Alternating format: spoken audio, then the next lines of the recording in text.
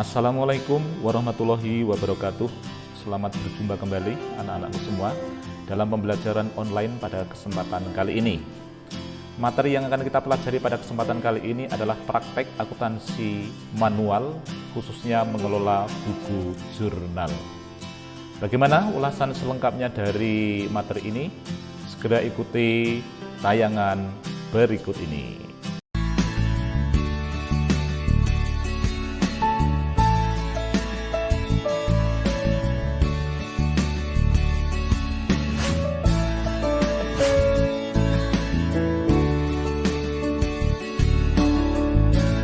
Oke, anak-anakku semua, kompetensi dasar yang akan kita capai pada materi ini adalah ini pada KD 3.10, yaitu menerapkan pencatatan transaksi ke dalam buku jurnal khusus pada perusahaan dagang. Yang kedua, KD 4.10, ini adalah KD keterampilan, yaitu melakukan pencatatan transaksi ke dalam buku jurnal khusus pada perusahaan dagang. Arahnya ke depan ini nanti adalah pada praktek akuntansi manual yang merupakan materi yang harus diikuti oleh anak-anak nanti ketika sudah menyelesaikan di pendidikan SMK ini. Namun sebelumnya ini perlu kami sampaikan tentang siklus akuntansi. Kita sering mendengar kata siklus akuntansi. Pada dasarnya apa toh siklus akuntansi itu? Siklus akuntansi ini adalah sebuah proses yang berulang. Jadi karena merupakan siklus ini kan berulang-ulang, sama. Yang meliputi identifikasi, analisis, dan perekaman data akuntansi pada perusahaan dalam kurun waktu tertentu, dan biasanya kurun waktu ini adalah dalam 1 tahun. Nah, dalam kurun waktu tersebut ini perusahaan akan menerapkan semua prinsip ataupun aturan, kaidah, metode, sehingga teknik-teknik dalam akuntansi digunakan untuk mencatat segala kegiatan akuntansi perusahaan. Jadi siklus akuntansi ini memang menerapkan semua peraturan yang berlaku khususnya di bidang akuntansi. Untuk selanjutnya, akuntansi ini perlu dipahami anak-anak, itu diawali pada awal tahun dengan adanya pembukaan neraca saldo awal ataupun trial balance, dan diakhiri pada akhir tahun dengan adanya jurnal penutup, sehingga nanti munculnya pada akhir tahun itu juga neraca saldo setelah jurnal penutupan. Oke, siklus akuntansi ini kalau kita gambarkan ini anak-anak dapat dilihat pada tabel berikut ini. Ini coba perhatikan. Siklus akuntansi ataupun accounting cycles. Ini diawali dari neraca saldo awal periode ataupun trial balance. Ini pada dasarnya merupakan neraca saldo pada tahun sebelumnya. Kemudian pada tahun yang bersangkutan ini akan timbul transaksi dari neraca saldo yang ada. Ini. Kemudian ada bukti transaksi ataupun source dokumen seperti faktur, nota, kwitansi, bon, faktur pajak, dan lain-lain. Dari bukti transaksi ataupun dokumen transaksi ini kemudian dijadikan sebagai dasar untuk mencatat di dalam buku jurnal. Nah ini, pencatatannya ada di jurnal. Ini nanti bisa jurnal umum. Kalau perusahaannya sudah semakin besar, ini menggunakan jurnal khusus. Dalam waktu yang bersamaan pula, bukti transaksi ini nanti akan di-entry di dalam buku besar pembantu. Baik buku besar pembantu utang, buku besar pembantu piutang, maupun buku besar pembantu persediaan. Selanjutnya pada akhir bulan biasanya akan dilakukan rekapitulasi. Selanjutnya dari hasil rekapitulasi tersebut akan diposting ke dalam buku besar ataupun general ledger. Dari buku besar kemudian nanti akan disusun saldo akun buku besar. dan kemudian disusun menjadi neraca saldo. Nah, dari neraca saldo yang ada untuk selanjutnya ini masih ada beberapa akun ataupun catatan yang perlu disesuaikan agar menunjukkan pada jumlah yang sebenarnya, sehingga ini dibutuhkan jurnal penyesuaian.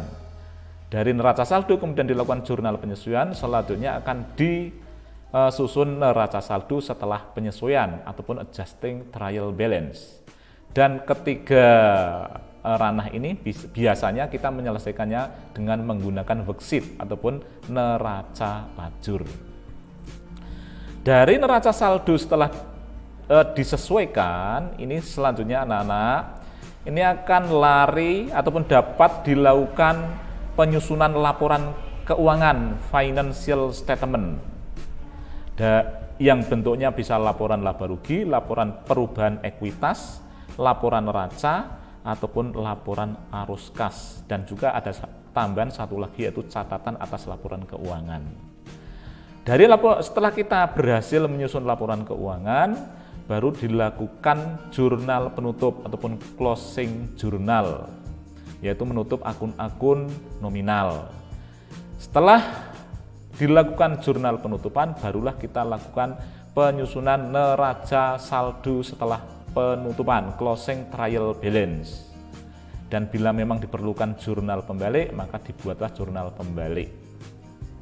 Dan pada akhirnya ini akan tersusun neraca saldo setelah penutupan. Nah, itu. Dan inilah anak-anak semua, ini gambaran tentang siklus akuntansi yang biasa terjadi di dalam perusahaan. Anak-anakku semua, yang menjadi permasalahan selanjutnya adalah kita harus memahami bagaimana tahapan proses akuntansi. Ini yang pertama, ini kita melakukan analisis bukti transaksi, atau yang jelas menyusun atau dokumentasi dan analisis bukti transaksi secara benar. Kemudian yang kedua, setelah dilakukan analisis, kemudian dilakukan pencatatan data transaksi tersebut dalam media yang sesuai. Setelah dicatat, selanjutnya lakukan pengelompokan data transaksi, biasanya dilakukan di dalam jurnal. Kemudian pengiktisaran data transaksi, dirangkum dalam buku besar. Kemudian timbul ataupun dilakukan penyesuaian ataupun adjustment. Kemudian penyusunan neraca saldo setelah disesuaikan. Kemudian yang ketujuh ini penyusunan laporan keuangan. Kedelapan penutupan akun-akun nominal. Dan yang terakhir ini penyusunan akun buku besar setelah penutupan. Ini tahapan proses akuntansi ini pada dasarnya menggambarkan siklus akuntansi seperti yang telah kita tayangkan ataupun kita tampilkan pada slide sebelumnya. Jadi jelas anak-anak tentang tahapan proses akuntansi ini. Dengan memahami tahapan ini, nanti ketika kita melakukan praktek akuntansi manual, kita tidak mengalami kebingungan, sehingga kita itu betul-betul paham bagaimana alur dari data ataupun perlakuan data yang ada di dalam perusahaan tersebut. Oke, bisa dilanjut anak-anak? Oke, yuk kita lanjut. Proses entry dalam buku jurnal. Ini prosesnya sangat sederhana anak-anak. Dari dokumen transaksi yang ada, jadi dokumen ataupun bukti transaksi, faktur, nota kontan, nota debit, nota kredit, kwitansi dan cek dan lain sebagainya, itu kita analisis kebenarannya, keabsahannya, kemudian kita identifikasi, setelah itu baru kita entry di dalam jurnal.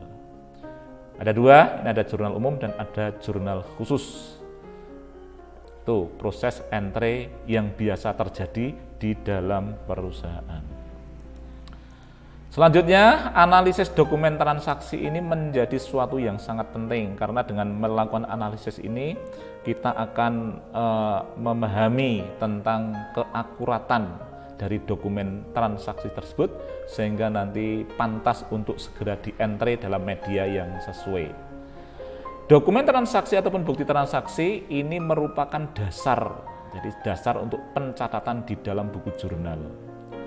Nah, sebelum data transaksi ditulis dalam jurnal, maka terlebih dahulu dokumen ataupun bukti transaksi tersebut harus dianalisis secara tepat.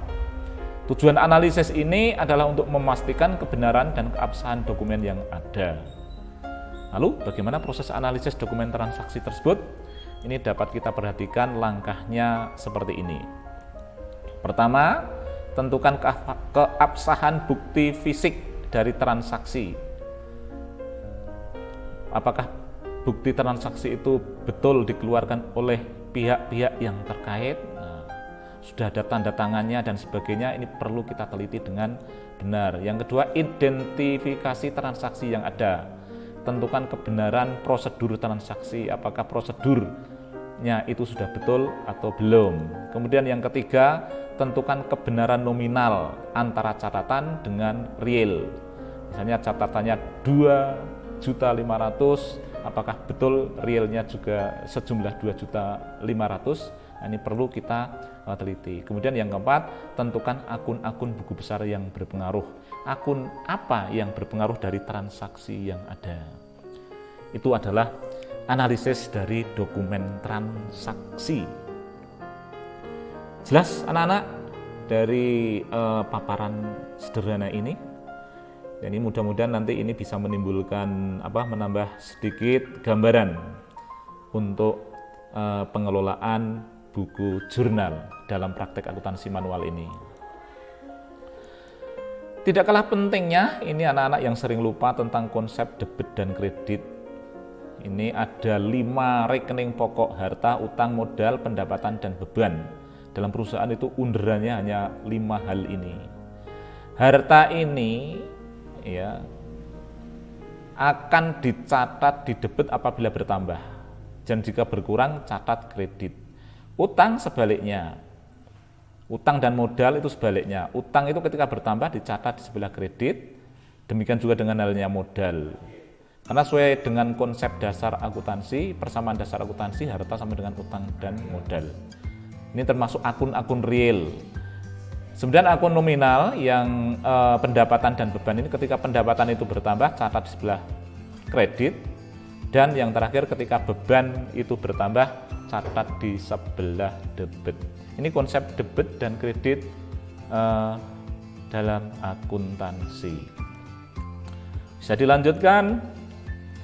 Media pencatatan. Ketika kita sudah memahami bagaimana proses analisis data, dokumen data, siklus akuntansi yang terjadi dalam perusahaan, ini kita juga perlu tahu dan memahami media pencatatan apa saja yang diperlukan dalam praktek akuntansi manual ini. Yang pertama memang buku kas kecil itu harus ada.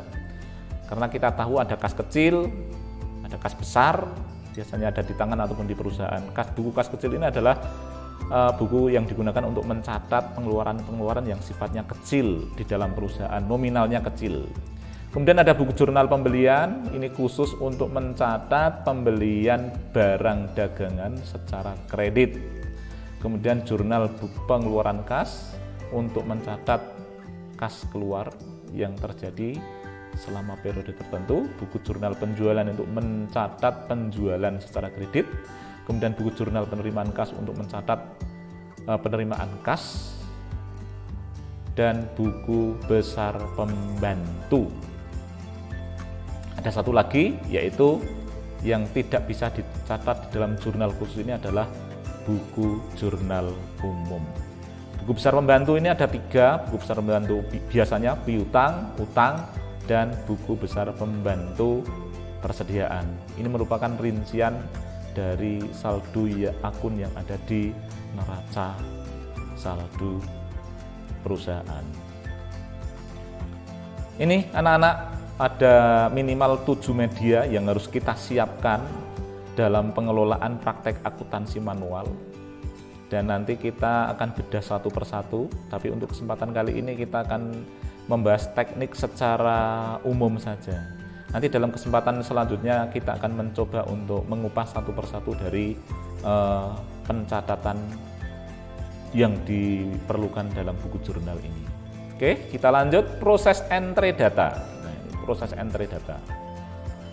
Yang pertama, ini yang paling penting, entrelah data saldo awal akun pada media yang sesuai.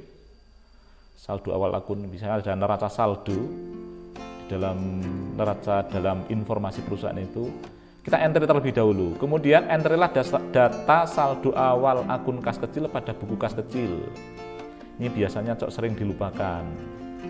Setelah itu, entry saldo awal akun piutang pada buku besar pembantu piutang. Ini penting, yang pertama kali dilakukan. Setelah kita menyiapkan media-medianya tadi, baru itu. Kemudian entry saldo awal akun utang pada buku besar pembantu utang. Dan yang tidak kalah pentingnya adalah entry saldo akun buku persediaan pada buku besar pembantu persediaan. Ini ya, langkah sederhana yang harus kita lakukan pada saat mengelola buku jurnal dalam praktek akuntansi manual. Oke, bisa dilanjut.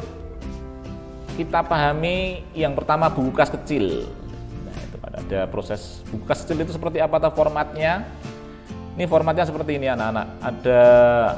Ada judul, ini kan nanti isi identitas perusahaan dan bulan terjadinya transaksi. Nama perusahaan apa, kemudian bulan transaksinya bulan apa.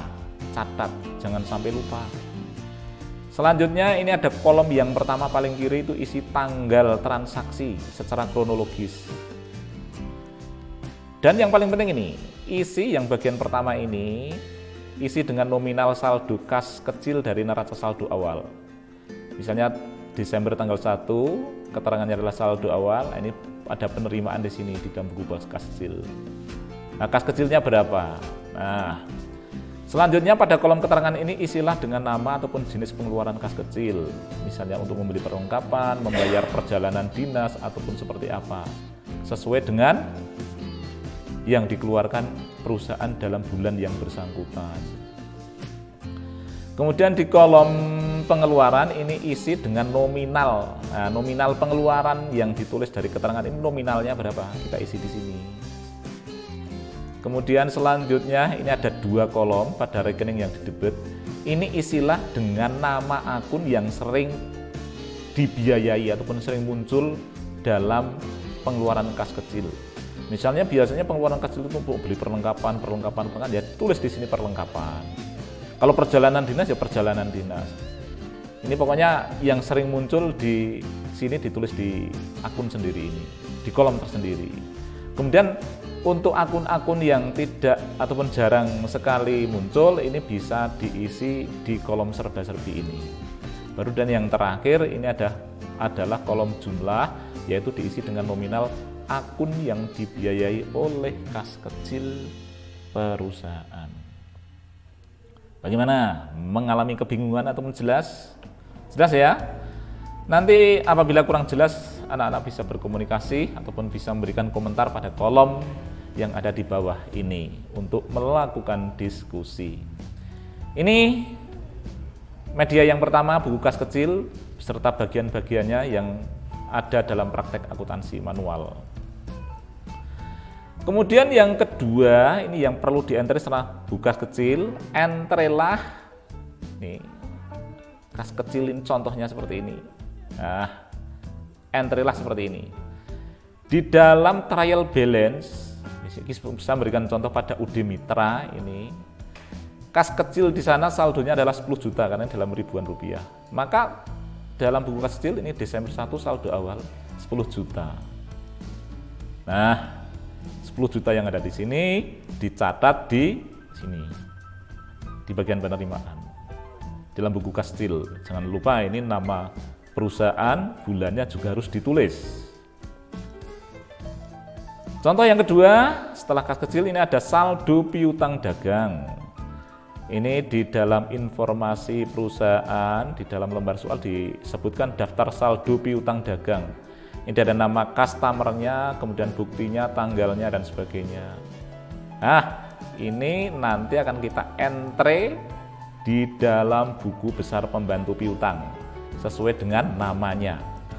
Nah, ini kan Ilham Komputer, tulis di situ. Ingat, penulisan saldo ini ada di kolom saldo debit dan kredit ini kreditnya dihilangkan ini ya, ada tulisan kreditnya seperti ini, seperti yang ada di bawah. Nah, jadi dipindah dari sumber data ini langsung di enter saja ke buku besar pembantu piutang. Sama di piutang ini di saldo utang dagang dari supplier ini muncul data seperti ini. Langsung saja kita enter di dalam buku besar pembantu utang. Yang PT Tiara kita enter, saldonya kredit. Nah, seperti ini.